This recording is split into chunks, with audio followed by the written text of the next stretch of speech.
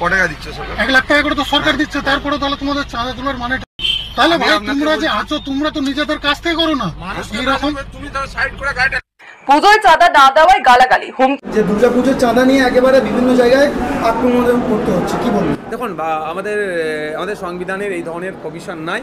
কাউকে জোর করে টাকা তুলবে কোনো ধর্মের নামে, ধর্মীয় উৎসবের নামে, কোনো খেলার নামে, পার্টির রাজনীতি করছে, আমার মিটিং মিছিল হবে, দাদা দিদি আসবে, এত টাকা তুই দে, এই যেগুলো ওই দুর্গাপুজো থেকে শুরু করে আরও যেগুলো আছে এগুলো পারমিট করে না।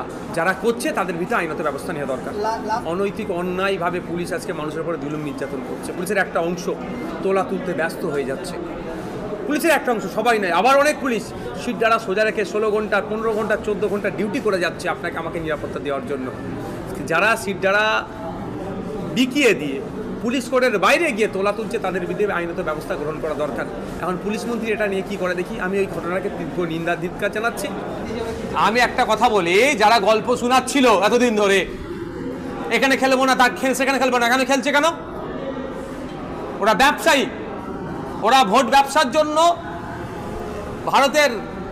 আমাদের দেশের আমরা খেলবো না বলে চিৎকার করেছে। এখন ব্যবসায়ী ভাটা পড়ে যাচ্ছে। দেখুন কোন চ্যানেলে এটা খেলাটা দেখাচ্ছে, খোঁজ নিয়ে দেখুন। এই যে অনলাইনে আমরা দেখি না, প্রায় 1.5 কোটি মানুষ, 2 কোটি না 10 কোটি মানুষ একসাথে খেলা দেখি।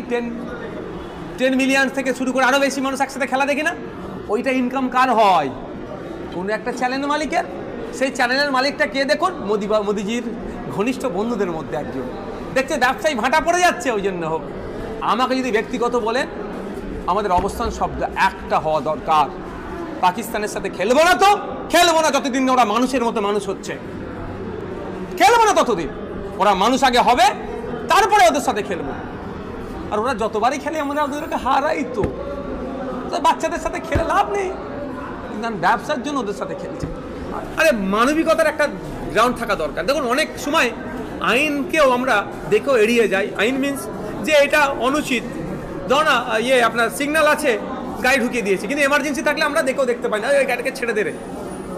আমাদের ক্ষেত্রে আমরা সিগন্যাল দাঁড়িয়ে আছি, পিছনে লাল কাপড় উড়াচ্ছে, আমরা কি একটু এগিয়ে গিয়ে গাড়িটাকে ছেড়ে দিই কেন? সিগন্যাল ফেল হয়ে যাবে তো। কিন্তু ওখানে সিগন্যাল ফেলটাকে আমরা ছোট্ট হিসাবে, লঘু হিসাবে ধরি।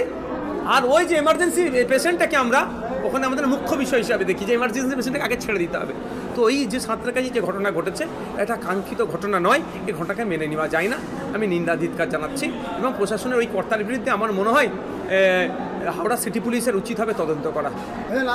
আর আপনি কি বলছেন? আজকে আমরা জিতছি, বারবার আমাদের কাছে পাকিস্তান পরাস্ত হয়েছে, এবারেও পাকিস্তান পরাস্ত হবে।